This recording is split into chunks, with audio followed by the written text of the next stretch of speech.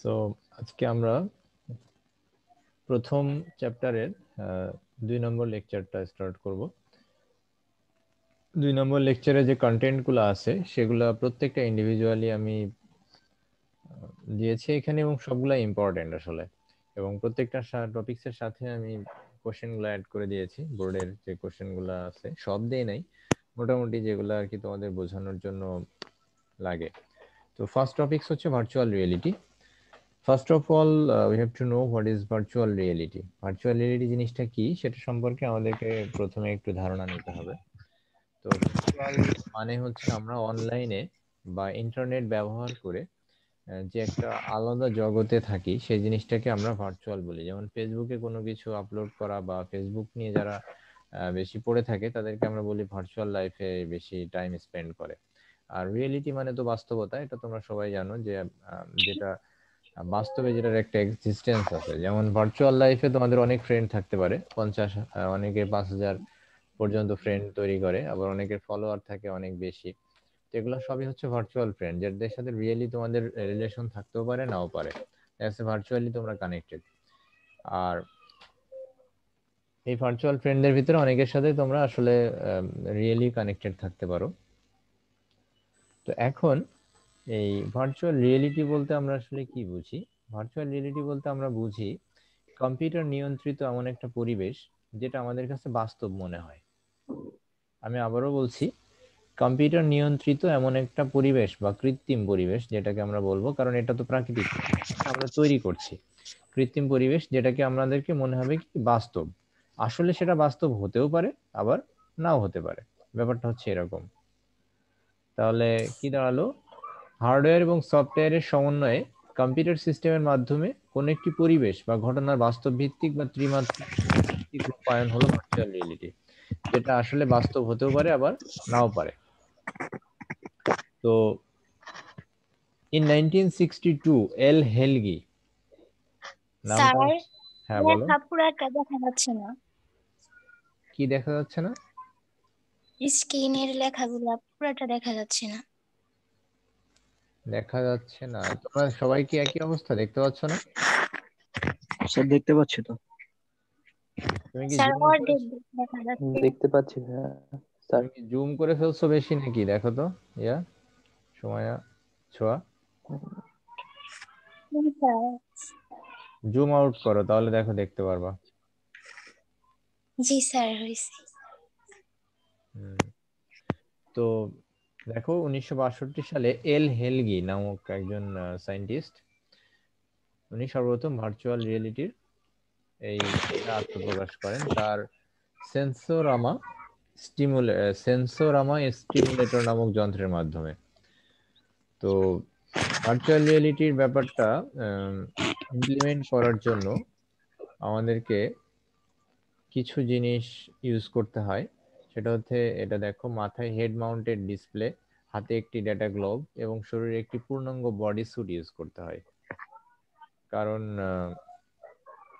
আমাদের যে পরিবেশটা আমরা আসলে কম্পিউটারের মাধ্যমে বা কম্পিউটারাইজড ওয়েতে তৈরি করছি সেই পরিবেশের সাথে মানিয়ে নেওয়ার জন্য বা সেই পরিবেশের উপযোগী আমাদের ড্রেস আপও করতে হবে।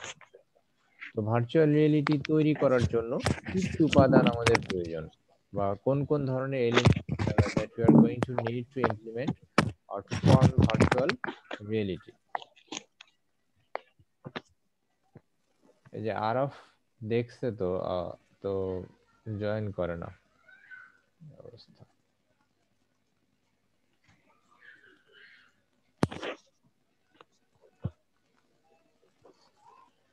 তো কি কি জিনিস আমাদের প্রয়োজন হবে দেখো, প্রথমে আসছে ইফেক্টর।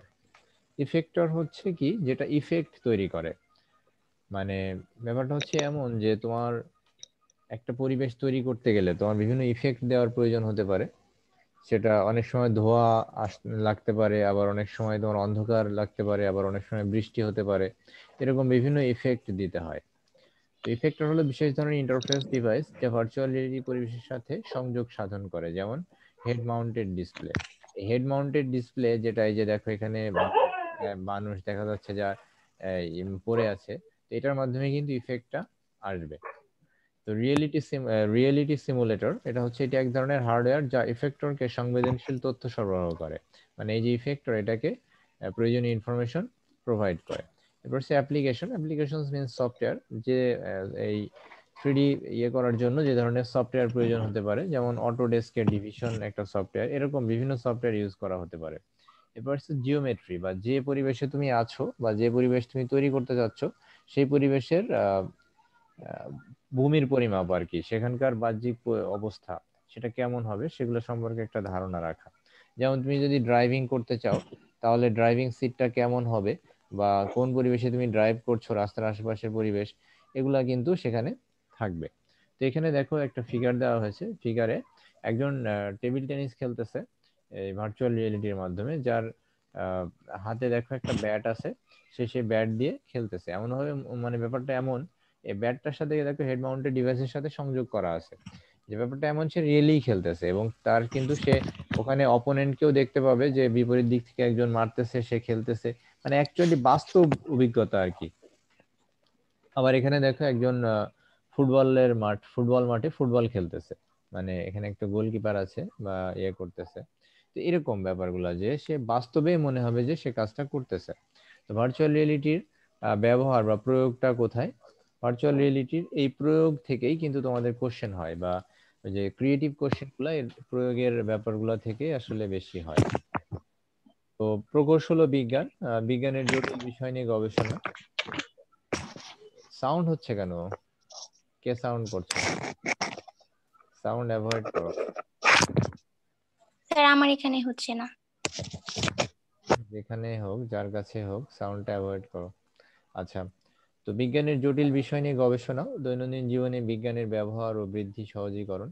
এছাড়া দেখো আমাদের বৈজ্ঞানিক যন্ত্রপাতির ব্যবহার, এগুলো সবকিছু কিন্তু প্র্যাকটিক্যালি আমরা করতে পারি না, অনেককে ট্রেন আপ করতে পারি না। তো সেগুলো ভার্চুয়াল রিয়েলিটির মাধ্যমে আমরা এই ট্রেনিং গুলো দিয়ে থাকি। যেমন নতুন নতুন অস্ত্র তৈরি হচ্ছে সারা পৃথিবীব্যাপী, বাংলাদেশে তো সব অস্ত্র নিয়ে আসা সম্ভব না। তো সেই অস্ত্রগুলোর ট্রেনিং আমরা ভার্চুয়াল রিয়েলিটির মাধ্যমে বাংলাদেশের সেনাবাহিনীকে আমরা দিতে পারি। এরপর হচ্ছে খেলাধুলা ও বিনোদন। খেলাধুলা ও বিনোদন ক্ষেত্রে আসলে ভার্চুয়াল রিয়েলিটির ব্যবহারটা অনেক বেশি। কেন অনেক বেশি আমি বলছি, কারণ হচ্ছে আমরা নর্মালি বাংলাদেশে যে কতগুলা ভার্চুয়াল রিয়েলিটি ব্যবহার করি এই খেলাধুলার ক্ষেত্রেই করি। যে দেখবা যে অনেকে গেম খেলার জন্য অনেক দামি দামি চেয়ার কিনে, বা হচ্ছে ভার্চুয়াল রিয়েলিটির বক্স কিনে। এই যে গত স্যামসাং এর যে স্যামসাং ডিভাইসগুলোর সাথে কিন্তু এই ভার্চুয়াল রিয়েলিটি ডিভাইসও ফ্রি দিচ্ছিল কিছুদিন। মানে দামটা একসাথে নিয়ে নিচ্ছিল, প্রায় 8-10 হাজার টাকা দাম ওইটা, ভার্চুয়াল রিয়েলিটি একটা হেড মাউন্টেড বক্স। খেয়াল করেছো তোমরা এটা কখনো? দেখছিলে এটা? হ্যালো? দেখি নাই স্যার আমি। জি না। আচ্ছা, প্লে স্টেশনে কেউ কখনো গেম খেলেছো? মানে কোন একটা জায়গায় গিয়ে যে যমুনা ফিউচার পার্কে, তারপর বসুন্ধরা সিটিতে গিয়ে তোমার ওই যে 3D সিমুলেটেড এনভায়রনমেন্টে গেম খেলার সুযোগ আছে, এটা কখনো গিয়েছো কেউ? জি না স্যার। আচ্ছা, যদি যাইতা তাহলে একটা প্র্যাকটিক্যাল এক্সপেরিয়েন্স হতো। এছাড়া যে নভ থিয়েটার আছে বাংলাদেশের, বঙ্গবন্ধু নভ থিয়েটার, এটা হচ্ছে বিজয় সরণির এখানে, এখানে গিয়েছো কেউ? না স্যার। ঢাকাতে পড়তেছো, 2 বছর হয়ে গেছে, এগুলাতে তো তোমাদের যাওয়া উচিত। এগুলাতে গেলে তোমরা মোটামুটি একটা প্র্যাকটিক্যাল এক্সপেরিয়েন্স পাবা এই ভার্চুয়াল রিয়েলিটির। ওখানে মহাকাশ গবেষণা বা মহাকাশের বিভিন্ন জিনিসপত্র দেখায়, এবং ত্রিমাত্রিক এমন পরিবেশ তৈরি করে যেন মনে হয় তুমি মহাকাশে চলে গেছো, বা সেখান থেকে বাস্তবে দেখতেছো জিনিসগুলা। তো দেখো, কম্পিউটার ও যোগাযোগ, circuit diagram, design, computer hardware ও সফটওয়্যার তৈরি, সব ক্ষেত্রে কম্পিউটার এগুলো ব্যবহার হতে পারে। ব্যবসা বাণিজ্যে এগুলো ব্যবহার হতে পারে। এরপর শিক্ষাক্ষেত্রে রোবটের সাহায্যে শিক্ষাদান করা যায়, আহ, যেগুলো ভার্চুয়াল রিয়েলিটির মাধ্যমে সেরকম একটা পরিবেশও তৈরি করা যায়। এরপর স্বাস্থ্যসেবাতে মনে করো যে জটিল অপারেশন, এখন জটিল অপারেশন গুলো সবসময় যে প্র্যাকটিক্যালি একজন রোগীর উপরে করতে হবে ব্যাপারটা অনেক কঠিন হয়ে যায়, তখন সেরকম রোগী নাও পাওয়া যেতে পারে। সেক্ষেত্রে এই ভার্চুয়াল রিয়েলিটির মাধ্যমে অপারেশনটা মনে করো যে ইজিলি করা যাচ্ছে, এবং সে ধরনের পরিবেশও তৈরি করা হচ্ছে। এই যে দেখবা তোমরা ইউটিউবে বিভিন্ন ভিডিও, যেগুলাতে তোমাদের সুন্দর করে দেখায় যে ভার্চুয়াল রিয়েলিটির মাধ্যমে কিভাবে হচ্ছে ট্রেন আপ করা হয়, এই যে বিভিন্ন অপারেশনের ভিডিও দেয় ওখানে। তো সেই জিনিসগুলা। এরপরে আসছে তোমার হচ্ছে গেমস তৈরি, ড্রাইভিং নির্দেশনা। ড্রাইভিং এর ক্ষেত্রে মনে করো যে তুমি ড্রাইভিং করা শিখতেছো। এখন ড্রাইভিং এ হঠাৎ করে তুমি যদি প্র্যাকটিক্যালি ড্রাইভিং করতে যাও, তুমি অ্যাক্সিডেন্ট করতে পারো। এখন তুমি এই যদি বাসায় বসে এই হেড মাউন্টেড ডিভাইস এবং 3D সিমুলেটেড এনভায়রনমেন্টে তুমি যদি ড্রাইভিং এর ট্রেনিংটা নাও, তাহলে দেখবা খুব ইজিলি কিন্তু তুমি কাজটা ইয়ে করতে পারবা। মানে স্যার কেমন? গেমস তৈরি করে কিভাবে ভার্চুয়াল রিয়েলিটির মাধ্যমে? ভার্চুয়াল রিয়েলিটির মাধ্যমে গেমস তৈরি করে কিভাবে, বিষয়টা হচ্ছে আমরা ভার্চুয়াল রিয়েলিটির মাধ্যমে গেম তৈরি করি না, ভার্চুয়াল রিয়েলিটির মাধ্যমে গেমটা আসলে খেলা হয়। মানে তৈরি করার ব্যাপারটা কি, যে তৈরি করার সময় তোমার গেম যখন তৈরি করা হয় তখন তোমার এই 3D সিমুলেটেড এনভায়রনমেন্ট গুলা ক্রিয়েট করা হয়। মানে আমার কথাটা মনে হয় বুঝো নাই। এখানে আসলে ভার্চুয়াল রিয়েলিটি ব্যবহার করে গেম খেলে না, বা গেমগুলা তৈরি করা হয় এমন ভাবে সেখানে ভার্চুয়াল রিয়েলিটির ব্যবহার করা হয়। বুঝো নাই? জি স্যার। বুঝতে হ্যাঁ, পারছি। মানে এখানে তো ব্যবহারটা কোথায় ভার্চুয়াল রিয়েলিটি সেটা বোঝাচ্ছে না। তো ভার্চুয়াল রিয়েলিটি গেম তৈরি করার সময় ব্যবহার করা হয়। কারণ গেম যখন তৈরি করা হয় তখন ভার্চুয়াল রিয়েলিটির মাধ্যমে এমন ভাবে সিমুলেটেড এনভায়রনমেন্ট ক্রিয়েট করা হয় যেন ইউজার মনে করবে যে সে বাস্তবপক্ষে সে মাঠে গিয়ে গেমটা খেলতেছে, মানে ফিল্ডে গিয়ে খেলতেছে, এরকম আর কি ব্যাপারটা। এবার ড্রাইভিং এর নির্দেশনা যেটা বললাম, এছাড়া পাইলট ট্রেনিং এও কিন্তু ইউজ করা হয়। মনে করো যে শুধু গাড়ি ড্রাইভিং এর ক্ষেত্রে না, পাইলটের ড্রাইভিং এর ক্ষেত্রেও এটা ইউজ করা হয়। অনেক সময় আমাদের পাইলটদের ট্রেনিং দেওয়ার সময় অ্যাক্সিডেন্ট হতে পারে। তো যদি তারা বাস্তব একটা জ্ঞান অর্জন করে ইয়ার মাধ্যমে, সেটা অনেক কাজে দিবে। সেনাবাহিনীর প্রশিক্ষণে, এই যে একটু আগে বললাম যে যুদ্ধে অস্ত্রের ব্যবহার, বিভিন্ন রকম অস্ত্র সবসময় হাতে নাও পেতে পারে, তারা এগুলার প্রশিক্ষণ নিতে পারে এটার মাধ্যমে। নৌবাহিনীর প্রশিক্ষণ, নগর পরিকল্পনা, মহাশূন্য অভিযান, ইতিহাস ও ঐতিহ্য রক্ষা, এগুলা সবই হচ্ছে এই ইতিহাস ও ঐতিহ্য রক্ষার ক্ষেত্রে কিরকম বলতো। যেমন মনে করো যে মুঘল আমলে বাংলাদেশ কেমন ছিল, সেরকম আমরা তো অনেক কিছু ইতিহাস বইয়ে পড়েছি, তো সেরকম ইয়েগুলা তৈরি করা, সেরকম এনভায়রনমেন্ট তৈরি করা করে জাদুঘরে সেটা সংরক্ষণ করতে হবে। এবার তুমি যখন জাদুঘরে যাবা তখন সেখানে দেখবা যে মনে হবে যে আমি তো একেবারে মুঘল আমলে চলে এসেছি, এখানে আশপাশে সবকিছু সেরকম। মানে আমার কথাটা বুঝতে পেরেছো? জি স্যার। দিশা? স্যার। জি স্যার। আচ্ছা, ভার্চুয়াল রিয়েলিটির ইতিবাচক প্রভাব। জি স্যার। ওকে, মামুন, জি স্যার। বুঝতেছো তো? জি স্যার। ভার্চুয়াল রিয়েলিটির ইতিবাচক ইতিবাচক ব্যবহারগুলো দেখো। বাস্তবায়নের পূর্বেই মানে বাস্তবায়নের পূর্বেই বাস্তবকে অনুভব করা। এই যেমন পদ্মা সেতু এখনো কিন্তু তৈরি হয়নি, কিন্তু এগুলার কিন্তু ভার্চুয়াল রিয়েলিটির মাধ্যমে এমন ভাবে ইয়ে করা হচ্ছে, 3D ডিজাইন করা হচ্ছে যেন মনে হচ্ছে তোমার পদ্মা সেতু তৈরি হয়ে গেছে এবং এর মধ্যে যানবাহন চলতেছে। তোমরা এরকম অনেক ভিডিও দেখছো না, যেগুলো পদ্মা সেতুর ভার্চুয়াল রিয়েলিটির মাধ্যমে এরকম ভিডিও ক্রিয়েট করা হয়েছে? জি স্যার, ওটা দেখছি। হ্যাঁ, ইউটিউবে স্যার। দেখবা সার্চ দিয়ে, যে অনেক ভিডিও আছে যেগুলোতে দেখা যাচ্ছে যে সেতু তৈরি হয়ে গেছে এবং তোমরা পারাপার হচ্ছে অনেকেই। তো শিক্ষা ও প্রশিক্ষণকে আকর্ষণীয় ও হৃদয়গ্রাহী করা, ঝুঁকিপূর্ণ উৎপাদন ব্যবস্থাকে সহজ সরল করা, খরচ কমানো। এরপর সে ভার্চুয়ালিটি নেতিবাচক প্রভাব। নেতিবাচক প্রভাব কি? মনুষ্যত্বহীনতা, কল্পনা রাজ্যে বিচরণ, স্বাস্থ্যের জন্য ক্ষতিকর। এখান থেকে অনেক রেডিয়েশন হয় যেটা আমাদের স্বাস্থ্যের জন্য ক্ষতিকর। ডিজিটাল ডিভাইস তৈরি, এরকম বিভিন্ন জায়গায় ভার্চুয়াল রিয়েলিটি ব্যবহার হয়ে থাকতে পারে। জয়েন করেছে কে? হাওয়াই ওয়াইফাই লাইট কার এটা? আরাফ নাকি আবির?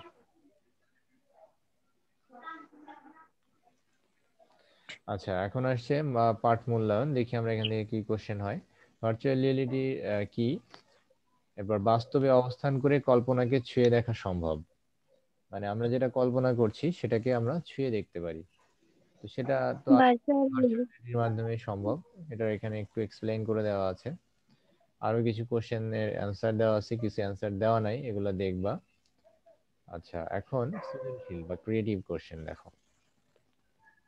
সেজান শিক্ষা সফরে এসে ঢাকা, মানে সফরে ঢাকা এসে বঙ্গবন্ধু নভ থিয়েটারে পরিদর্শনে যায়। সেখানে সে কৃত্রিম পরিবেশে সৌরজগতের দৃশ্যগুলি দেখেন। সেজান আকাশে ভ্রমণরত একজন নভোচারীর মতো রোমাঞ্চকর অনুভূতি অনুভব করলো। পরবর্তীতে সেজান তার বন্ধুদের সাথে তার অভিজ্ঞতা বিনিময় করে এবং মহাকাশ জ্ঞান চর্চা নামে একটা ক্লাব গড়ে তোলে। তাহলে উদ্দীপকে কোন প্রযুক্তিটি ব্যবহার করা হয়েছে? নব থিয়েটার ভার্চুয়াল রিয়েলিটি। নব থিয়েটারে অবশ্যই ভার্চুয়াল রিয়েলিটি ব্যবহার করা হয়েছে। সেজানের ক্ষেত্রে তথ্য প্রযুক্তির প্রভাব যুক্তি সহ বিশ্লেষণ করো।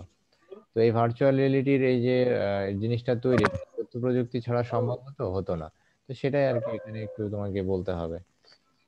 সো এটা একটু অ্যান্সার দেওয়া আছে, সো একটু দেখে নিবা।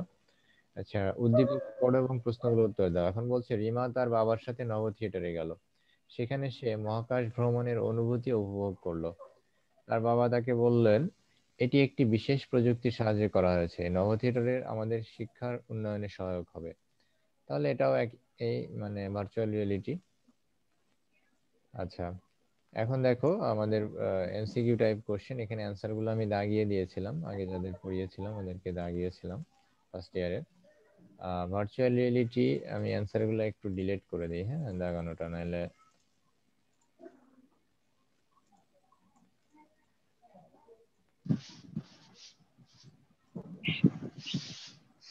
আরাফ, হ্যালো, আসসালামু আলাইকুম স্যার।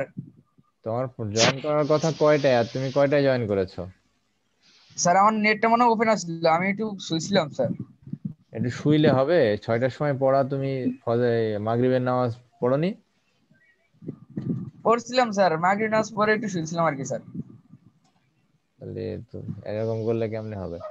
দেখো, ভার্চুয়াল রিয়েলিটিতে কোন ধরনের ছবি দেখানো হয় বলো?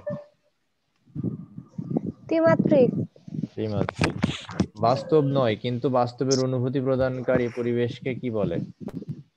Virtual reality. Virtual reality. Virtual রিয়েলিটির পারস্পরিক যোগাযোগের জন্য ব্যবহৃত যন্ত্রপাতি কোনটা? অ্যাপ্রন, ডেটা গ্লোভ, বিশেষ ধরনের চশমা, সবগুলাই তো ব্যবহার করা হয়। জি স্যার। সবগুলাই স্যার। ভার্চুয়াল রিয়েলিটির প্রয়োগ ক্ষেত্র কোনটা? গাড়ি চালানো, শিক্ষাক্ষেত্র, চিকিৎসা, সবগুলাই? সবগুলো স্যার। সবগুলাই। তৈরিতে ব্যবহৃত হয় ইফেক্টর, অ্যাপ্লিকেশন, জিওমেট্রি, তো তিনটাই তো। তিনটাই আচ্ছা আসসালামু আলাইকুম স্যার। আবির, আমি বলেছি 6টা মানে 6টা। এখন তো এরকম না যে আমি মনে করি 6টা 20 স্যার, এই জন্য স্যার 20 ঢুকছি। না, 6টা 20 তুমি মনে করবা কেন? আমি ওই দিন মনে ছিল না বা ওই দিন একটু লেট হয়েছে, সেটা আলাদা কথা। আর এটা চেক করবা কিছুক্ষণ আগে, যে আমি তো মেসেজ দিয়ে দিয়েছি আধা ঘন্টা আগে যে। যাই হোক, দেখো এখন আর্টিফিশিয়াল ইন্টেলিজেন্স, হ্যাঁ, কৃত্রিম বুদ্ধিমত্তা। কৃত্রিম বুদ্ধিমত্তা বলতে আমরা কি বুঝি? কৃত্রিম বলতে যা কিছু মানুষ তৈরি করে সবই কৃত্রিম। আর মহান আল্লাহ তাআলা আমাদের জন্য যেগুলো তৈরি করে দিয়েছেন সেগুলো সবই হচ্ছে প্রাকৃতিক। প্রাকৃতিকভাবে আমরা, হ্যাঁ, ন্যাচারালি সেগুলো আমরা পেয়েছি। তো মানুষ প্রকৃতিগতভাবেই বুদ্ধিমান, তাই না? মানুষ হচ্ছে, আল্লাহ মানুষের বুদ্ধি দিয়েছে, সো মানুষ এমনিতেই বুদ্ধিমান। কিন্তু এই মানুষের মধ্যে বুদ্ধি যখন যন্ত্রের মধ্যে প্রয়োগ করা হয় বা যন্ত্র যখন বুদ্ধিমান হয়, তখন সেটাকে বলা হয় কৃত্রিম বুদ্ধিমত্তা। বা মানুষ যেমন কাজ করে, মানুষ নিজের বুদ্ধিতে চলে, সামনে কোনো কিছু বাধা আসলে সেটা দেখতে পারে। তো এইসব বৈশিষ্ট্য যখন যন্ত্রের মধ্যে প্রয়োগ করা হয় বা যন্ত্র যখন এরকম বুদ্ধিমান হয় এবং সেই বুদ্ধিটা মানুষ প্রয়োগ করে, তখন সেটাকে বলা হবে কি? কৃত্রিম বুদ্ধিমত্তা বা নকল বুদ্ধি আর কি, এক কথায়। তো মানুষ যেভাবে জি চিন্তা স্যার। ভাবনা করে, কৃত্রিম উপায়ে কোনো যন্ত্রকে সেভাবে চিন্তা ভাবনা করার সক্ষমতার রূপদান করাকে কৃত্রিম বুদ্ধিমত্তা বলে। কৃত্রিম বুদ্ধিমত্তার জনককে? কৃত্রিম বুদ্ধিমত্তার জনক হচ্ছে অ্যালান টুরিং। ঠিক আছে? এখানে কিন্তু সবাই একটা জিনিস ভুল করে, জন ম্যাকার্থি কিন্তু কৃত্রিম বুদ্ধিমত্তার জনক না। জন ম্যাকার্থি সর্বপ্রথম ধারণা দেন। এই যে দেখো, ঠিক আছে, জি প্রযুক্তিবিদ স্যার। জন ম্যাকার্থি, উনি 1955 সালে কৃত্রিম বুদ্ধিমত্তার ধারণা দেন সর্বপ্রথম। কিন্তু কৃত্রিম বুদ্ধিমত্তার জনককে? Alan Matheson Turing. এটা হচ্ছে ব্রিটিশ গণিতবিদ। আচ্ছা, আল্লাহর ভালো করুন না, আমি মানুষের চিন্তা ভাবনা অথবা বুদ্ধিমত্তার পদ্ধতিকে কৃত্রিম উপায়ে প্রযুক্তি নির্ভর যন্ত্র বা কম্পিউটারের মাধ্যমে বাস্তবায়ন করাই হলো আর্টিফিশিয়াল ইন্টেলিজেন্স। আচ্ছা, ইন্টেলিজেন্ট, এক্সপার্ট সিস্টেম আর্টিফিশিয়াল কাকে বলে? ইন্টেলিজেন্স। হ্যাঁ, এক্সপার্ট সিস্টেম কাকে বলে? আর্টিফিশিয়াল ইন্টেলিজেন্স যেসব সিস্টেমের মধ্যে প্রয়োগ করা আছে, যে রোবটের মধ্যে প্রয়োগ করা আছে বা যে যন্ত্রের মধ্যে প্রয়োগ করা আছে, সেটাই এক্সপার্ট সিস্টেম। কৃত্রিম বুদ্ধিমত্তা মূলত এটা তো রোবটই স্যার। না, রোবটই বললে হবে না, রোবটের মধ্যে কৃত্রিম বুদ্ধিমত্তা প্রয়োগ করা থাকে, এই জন্য সেটা রোবট। তো রোবটকে আমরা এক্সপার্ট সিস্টেম বলতে পারি কারণ রোবটের মধ্যে কৃত্রিম বুদ্ধিমত্তা আছে। শুধু রোবট বলেই না, যে কোনো যন্ত্রের মধ্যে কৃত্রিম বুদ্ধিমত্তা প্রয়োগ করা থাকলে সেটা এক্সপার্ট সিস্টেম। ঠিক আছে, জি স্যার। Expert system. আচ্ছা, এখন দেখো এক্সপার্ট সিস্টেমের ব্যবহার বা কৃত্রিম বুদ্ধিমত্তা কোথায় ব্যবহার করা হয়। রোগ নির্ণয়ে ব্যবহার করা হয়, বিভিন্ন ডিজাইনের ত্রুটি সংশোধনে, জেট বিমান চালনা, ভূগর্ভস্থ তেল অনুসন্ধান। আচ্ছা, তোমরা কি জানো এখন এই যে আমাদের যত দামি দামি গাড়ি তৈরি করা হয় না, এই যে বাইক, এগুলা কিন্তু মেশিনের এই যে রোবটের মাধ্যমে সেট করা হয়, জানো এটা? মানে এই আর্টিফিশিয়াল জি ইন্টেলিজেন্স স্যার। এক্সপার্ট সিস্টেমের জি স্যার। মাধ্যমে সবকিছু হচ্ছে সেট করে, এই জন্য এগুলো এত বেশি অ্যাকুরেট হয়। আর বাংলাদেশে যেগুলো সেট করে এগুলো কিন্তু মানুষ সেট করে, এই জন্য বাংলাদেশে যেগুলো সেট করে এগুলোতে অনেক রকম প্রবলেম দেখা দেয়। স্যার অনেক প্রবলেম। হ্যাঁ, তাহলে এগুলা একটু দেখবা। এরপর আসছে robotics. This is very important question. রোবোটিক্সটা আমাদেরকে খুব ভালোভাবে জানতে হবে কারণ রোবোটিক্স থেকে কোশ্চেন অনেক বেশি হয়। তো রোবোটিক্স ব্যাপারটা কি, প্রথমে আমরা জানবো রোবট কি, তারপরে জানবো রোবোটিক্স কি। রোবট এবং রোবোটিক্স দুইটা কিন্তু আলাদা জিনিস। অনেকে গুলিয়ে ফেলে যে স্যার রোবটের সংজ্ঞা চাইছে, দেখা যাচ্ছে রোবোটিক্স এর সংজ্ঞা দিয়ে দিছে, অথবা রোবোটিক্স এর সংজ্ঞা চাইছে দিয়ে দিছে রোবটের সংজ্ঞা। এভাবে করলে হবে না, আমাদেরকে পার্থক্যটা বুঝতে হবে। রোবট হচ্ছে কি, কম্পিউটার নিয়ন্ত্রিত একটি মেকানিক্যাল যান্ত্রিক ব্যবস্থা যা স্বয়ংক্রিয়ভাবে বা কোনো ব্যক্তির নির্দেশে কাজ করতে পারে। কাজ করতে পারে। হ্যাঁ, রোবট কি একটা স্বয়ংক্রিয় বা যেটা কৃত্রিম বুদ্ধিমত্তা সম্পন্ন একটা যন্ত্র যন্ত্র। যা নিজে কাজ করতে পারে অথবা কোনো মানুষের বা কারোর নির্দেশে কাজ করতে পারে, এটা হচ্ছে রোবট। আচ্ছা, জি স্যার। আর প্রযুক্তির যে শাখায় এই রোবটের নকশা তৈরি করা হয় বা ডিজাইন তৈরি করা হয়, বা এক কথায় রোবট কিভাবে পরিচালনা করা হয়, রোবটের ম্যানেজমেন্টের কাজ করা হয়, সেগুলা হচ্ছে রোবোটিক্স। সেটা হলো রোবোটিক্স। হ্যাঁ, তার মানে রোবট তৈরি সংক্রান্ত বিজ্ঞানই হচ্ছে রোবোটিক্স। আর রোবট কি, রোবট হচ্ছে কৃত্রিম বুদ্ধিমত্তা সম্পন্ন একটি যন্ত্র। মনে থাকবে? জি জি স্যার। স্যার। আবির, জি স্যার। এখান থেকে এই চ্যাপ্টার থেকে কিন্তু এক সেট কোশ্চেন হবে। হ্যাঁ, ফার্স্ট চ্যাপ্টার থেকে আমি কিন্তু তোমাদেরকে ফাইনালি পড়ানোর সময়ই বলে দিব, মানে পড়াচ্ছি এটা আমি তোমাদেরকে A+ পাওয়ার জন্য তোমাদের কোন কোন চ্যাপ্টার গুলা অবশ্যই বাদ দেওয়া যাবে না সেগুলা কিন্তু একটু বলে দিব। আচ্ছা স্যার, জুনায়েদ আসেনি? জুনায়েদ বলছিল যে জানাবে পড়বে কি পড়বে না, ও তো পড়তে চাইছিল আগে। নেতা মানুষ, বুঝো না তো, বাসায় পড়াশোনা করেই না, রাজনীতি করে বেড়ায়, এগুলা দিয়ে তো আর। যাই হোক, আমরা আমাদেরটা দেখি, তোমরা সিরিয়াসলি পড়ো। সেটা হচ্ছে রোবোটিক্স। তাহলে কি, আচ্ছা, রোবটের একটা মূল্য, মানে সরি, একটা রোবটের প্রধান উপাদানগুলো কি কি, বা একটা রোবট তৈরি করতে গেলে কি কি উপাদান প্রয়োজন বা কি কি অংশ থাকে একটা রোবটে। দেখো এখানে একটা ফিগার দেওয়া আছে, এই ফিগারটা একটা মানুষের মতো অবয়ব। সবসময় একটা জিনিস মাথায় রাখবে, একটা রোবট যে দেখতে সবসময় মানুষের মতো হবে তা কিন্তু না। একটা রোবট কিন্তু একটা, আমরা মানুষের মতো আকার দেই তাই সেটা মানুষের মতো হয়, কিন্তু রোবট কিন্তু মানুষের মতো নাও হতে পারে। সেটা নর্মালি যে মেশিন যেগুলো সেট করা হয়, যে বাইক তারপরে গাড়ি সেট করা হয়, এগুলা কিন্তু মানুষের মতো না দেখতে রোবট গুলা, সেগুলা কিন্তু আমাদের প্রয়োজন অনুযায়ী আমরা সেগুলা করে থাকি। তো নর্মালি বাসা বাড়িতে কাজ করার জন্য যে রোবট গুলা তৈরি করা হয় সেগুলা দেখতে এরকম মানুষের মতো হয়। হ্যাঁ, তাহলে দেখো একটা রোবটের কি কি সিস্টেম থাকে। তো রোবটের দেখো হাত আছে, পা আছে। এই হাত এবং পা যে যন্ত্র, এই এই এই যে অংশটা, এই অংশটাকে কি বলা হয় জানো? এই অংশটাকে বলা হয় অ্যাকচুয়েটর। আর এই যে রোবটের মাথার যে অংশটা দেখা যাচ্ছে, মাথায় যে ভিতরে, মাথার ভিতরে কিন্তু থাকে হচ্ছে কন্ট্রোলার বা হচ্ছে কন্ট্রোল সিস্টেম। মানুষের যেমন ব্রেন থাকে, এদের ব্রেন কন্ট্রোলার। আর এখানে যে পাওয়ার সাপ্লাই সিস্টেম, বা যেটা হচ্ছে দিয়ে মানুষ যেমন খাদ্য খাবার খায়, রোবটও তো চলার জন্য এনার্জি দরকার না? তো রোবটের কি স্যার। দরকার, তাহলে রোবটের কারেন্ট দিতে হবে বা বিদ্যুতে চলবে, তাহলে পাওয়ার সিস্টেম। এরপরে আসছে হচ্ছে মোটর। মোটরটা কি, মোটর হচ্ছে যেটা দিয়ে রোবট চলে। অ্যাকচুয়েটরের কথা বললাম, যেটা হাত পা রান করার জন্য মোটর দরকার না? এই যেমন আমাদের জি স্যার। ফ্যান কি এমনি এমনি চলে? ফ্যানের ভিতরে কিন্তু মোটর আছে। আমাদের বিদ্যুতের লাইন থাকলেও ফ্যান চলবে না, ভিতরে একটা মোটর আছে, এই মোটর দিয়ে কিন্তু ফ্যান চলে, জানো তো এটা? জি জি স্যার। স্যার। হ্যাঁ, তাহলে আমরা এখন দেখবো। আর আরেকটা হচ্ছে সেন্সর, একটা গুরুত্বপূর্ণ অংশ। দেখো, একটা রোবট সেন্সর ছাড়া চলতেই পারে না। একটা রোবট কি দেখতে পারে? দেখতে পারে না। তো তার চোখের এই যে এখানে দেখো একটা সেন্সর বসানো আছে চোখের এই জায়গাটাতে, যে সেন্সর দিয়ে সামনের বস্তুকে দেখে, ক্যামেরা সেন্সর। আবার রোবটের হচ্ছে হাতে থাকতে পারে টেম্পারেচার সেন্সর। এই তোমাদেরকে আমি একটা এর আগে বলেছি কিনা জানি না, বেম্যাক্স বা বিগ হিরো 6 নামে একটা মুভি আছে, তোমরা দেখেছো কিনা জানি না। বিগ হিরো 6 নামক ওই মুভিটাতে বেম্যাক্স নামে একটা রোবট আছে। ওই রোবটটা তোমরা ওই মুভিটা দেখতে পারো, মুভিটা খুবই সুন্দর, বিগ হিরো 6। এটা একটা অ্যানিমেটেড মুভি, সেখানে একটা রোবট ইউজ করা হয়েছে, যে রোবটটা ডক্টর হিসেবে কাজ করে। সে একটা এক্সপার্ট ডক্টর। এখন তার ভিতরে অনেক কিছু দেওয়া হয়েছে প্রোগ্রাম করার সময়। তো দেখো, এখানে কন্ট্রোল সিস্টেম, যেটা রোবটের মূল অংশ, রোবটের সকল কর্মকাণ্ড নিয়ন্ত্রণ করে, মানুষের যেমন মাথা। আর পাওয়ার সিস্টেম হচ্ছে কি, যেটার মাধ্যমে ব্যাটারি বা হচ্ছে ব্যাটারি দেওয়া হতে পারে, বা কারেন্টের লাইন, এক কথায় পাওয়ার সিস্টেম। এরপর হচ্ছে ইলেকট্রিক সার্কিট যার মাধ্যমে বিদ্যুৎ সংযোগ দেওয়া হয়। এরপরে হচ্ছে অ্যাকচুয়েটর।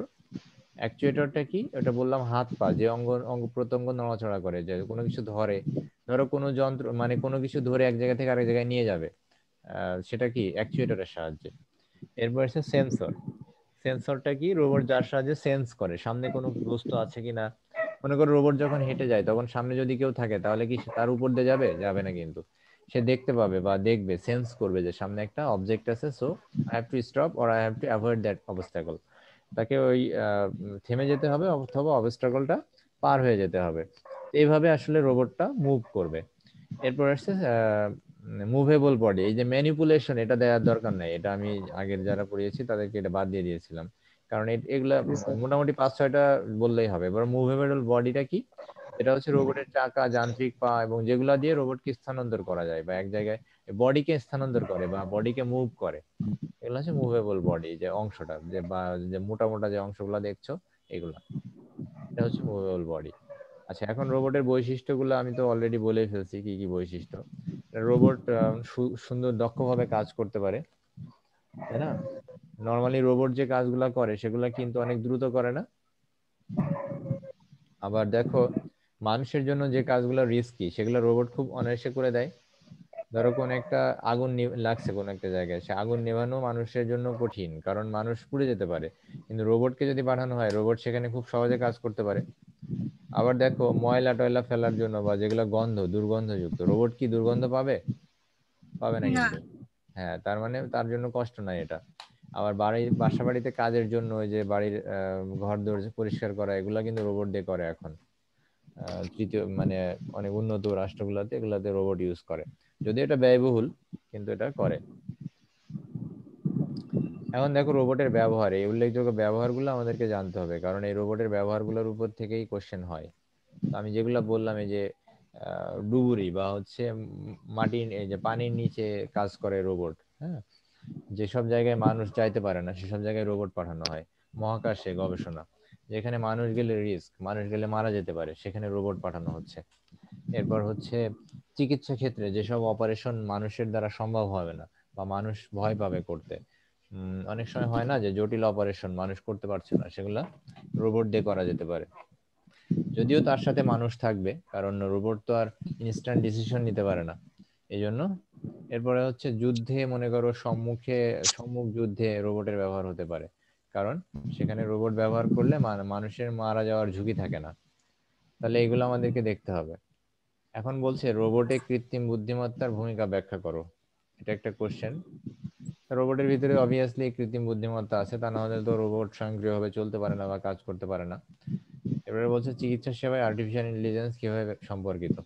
চিকিৎসা সেবায় আর্টিফিশিয়াল ইন্টেলিজেন্স কিভাবে সম্পর্কিত, কেউ বলতে পারবা? এখানে দেখো, একটা মাইসিন একটি চিকিৎসা সংক্রান্ত দক্ষ কৃত্রিম ব্যবস্থা, মাইসিনের নাম করা হয়েছে। শুধু এটার যে আছে তা না, এটা একটা নাম, কিন্তু আরো অনেক ভাবে আমাদেরকে রোবট ইউজ করতে চিকিৎসা ক্ষেত্রে ইউজ করা হয়। যেমন ডায়াগনোসিসের ক্ষেত্রে কিন্তু আর্টিফিশিয়াল ইন্টেলিজেন্স ব্যবহার করা হয়। এই যে এমআরআই করা হয় বা হচ্ছে বড় বড় যে এক্সরে করা হয়, এসব জায়গায়ও কিন্তু এই আর্টিফিশিয়াল ইন্টেলিজেন্স অনেক সময় অ্যাড করা হয়।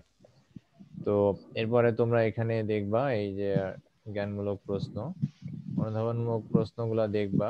এখানে যেগুলা দেখানো মানে দিয়েছি সবগুলাই তোমাদের মোটামুটি আমি বলে ফেলছি। ঝুঁকিপূর্ণ কাজে যন্ত্র ব্যবহার সুবিধাজনক।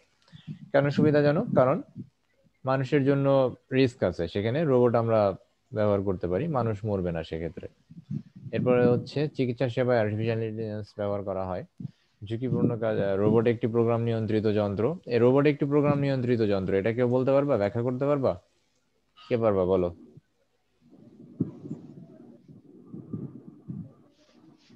কারণ রোবটের মধ্যে যদি প্রোগ্রাম না প্রয়োগ করা হয় তাহলে তো সে কাজ করবে না।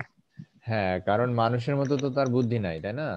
তো মানুষের মতো এই বুদ্ধিগুলা তাকে তার ভিতরে দিয়ে দেওয়া হয়। কিভাবে দিয়ে দেওয়া হয়? প্রোগ্রামের মাধ্যমে দিয়ে দেওয়া হয়। মানুষ যে বুদ্ধিতে কাজ করে, রোবট তো আর সেই বুদ্ধিতে কাজ করতে পারবে না। রোবটের মধ্যে বুদ্ধি মানে কৃত্রিম ভাবে স্থাপন করতে হবে। তো এই জিনিসটা ভুলে গেলে চলবে না। আচ্ছা, উদ্দীপকটি পড়ো এবং প্রশ্নের উত্তর দাও। স্যার হ্যাঁ বলো। ইয়েস। স্যার এক্সপার্ট সিস্টেমটা একটু বলে দেন। এক্সপার্ট সিস্টেমটা হচ্ছে কৃত্রিম বুদ্ধিমত্তা যে সিস্টেমে আছে সেটাই এক্সপার্ট সিস্টেম। আমার কথা বুঝছো এবার? হ্যালো দিশা, জি স্যার। মানে তোমাকে এক কথায় কৃত্রিম জি স্যার বুদ্ধিমত্তা বুঝছি। মানে যে সিস্টেমটা এক্সপার্ট, মানে কোন একটা কাজে এক্সপার্ট হতে হলে তোমাকে obviously you should have artificial intelligence, তাই না? যন্ত্র কিভাবে কাজ করবে। এখন মনে করো যে কোন একটা ওই যে একটু আগে তোমাদেরকে যেটা বলছিলাম যে এই যে দেখো এখানে কোথায় গেল এটা, আচ্ছা এখানে দেখো, এক্সপার্ট হল সিস্টেম হলো কম্পিউটার নিয়ন্ত্রিত এমন একটি সিস্টেম যা মানুষের চিন্তা ভাবনা করার দক্ষতা এবং সমস্যা সমাধানের সক্ষমতাকে একত্রে ধারণ করে। তাহলে দেখো, মানুষ কি করতে পারে? মানুষ অনেক কঠিন কাজ করতে পারে, তাই না? ডিসিশন নিতে পারে, কিন্তু রিস্ক, ধরো মানুষের লাইফ রিস্ক আছে, এরকম কাজ কি মানুষ করতে ভয় পাবে না? এখন মনে করো রোবটের ভিতরে, জি স্যার। রোবট কিন্তু কাজটা করতে পারে কিন্তু তার বুদ্ধি নাই। এখন এই মানুষের বুদ্ধিটা যদি রোবটের মধ্যে প্রয়োগ করে দেওয়া হয় তাহলে কি হবে? দুইটার কম্বিনেশনটা অনেক হয়ে যাবে না, ফাস্ট হয়ে যাবে। তো সেটা জি স্যার। সিস্টেম হবে তখন। তো দেখো এখান থেকে সিকিউ কোশ্চেন কি হতে পারে। যন্ত্র, সরি, বাংলাদেশের রাজধানীর অদূরে তথ্য প্রযুক্তি প্রয়োগে একটি বিশ্বমানের শিল্প কারখানা স্থাপন করার পরিকল্পনা করা হয়েছে, যেখানে অ্যাকচুয়েটরের সাহায্যে দক্ষ হাতে কম্পিউটারের প্রয়োজনীয় যন্ত্রপাতি তৈরি করার মাধ্যমে দেশকে উন্নত ও অর্থনৈতিকভাবে স্বাবলম্বী হতে সহায়তা করে। উক্ত প্রতিষ্ঠানের দক্ষ প্রোগ্রামারগণ সিমুলেটেড পরিবেশ স্থাপন করে ঘরে বসে দর্শনার্থীদের শহরের বিভিন্ন স্থান দেখার ব্যবস্থা করবেন। তাহলে দ্বিতীয় অংশটা কি? Virtual reality. Virtual reality. আর প্রথম অংশটা অ্যাকচুয়েটর, এটা রোবোটিক্স, তাই না? রোবোটিক্স। জি স্যার। হ্যাঁ। এবারে বলছি উদ্দীপকটি পড়ো এবং প্রশ্নের উত্তর দাও। রাজধানীর একটি বস্তিতে বৈদ্যুতিক শর্ট সার্কিটের কারণে আগুন ধরে যায়। দ্রুত সময়ের মধ্যে ফায়ার সার্ভিসের কর্মীরা উপস্থিত হয়, কিন্তু আগুনের তীব্রতা অনেক বেশি হয় তারা ভিতরে প্রবেশ করতে পারছিল না। ফলে তারা একটি বিশেষ যন্ত্র ব্যবহার করে আগুন নিয়ন্ত্রণে নিয়ে আসে। তাহলে বিশেষ যন্ত্র কি? অবশ্যই রোবট নাকি? জি স্যার। জি স্যার। জি স্যার। আচ্ছা, এখানে এমসিকিউ গুলার অ্যান্সার আমি দিয়ে দিয়েছি, আজকে আর সময় নাই। তো এইগুলা তোমরা একটু দেখবা। এমসিকিউ গুলো আমি ভিডিও, এই অডিও, সরি, পিডিএফটা দিয়ে দিচ্ছি। নেক্সট দিন আমরা ক্রায়ো সার্জারি পড়বো, এরপরে আমরা থার্ড লেকচার শুরু করব। ক্রায়ো সার্জারি, আচ্ছা এখানে মহাকাশ জ্ঞান ইয়ে সম্পর্কে কিছু আছে, তো এগুলা একটু দেখবা।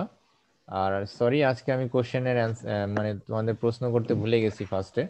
আমাকে একটু কোশ্চেন করার দরকার আছে, কারণ তোমরা পড়ছো কিনা সেটা আমার জানার দরকার আছে।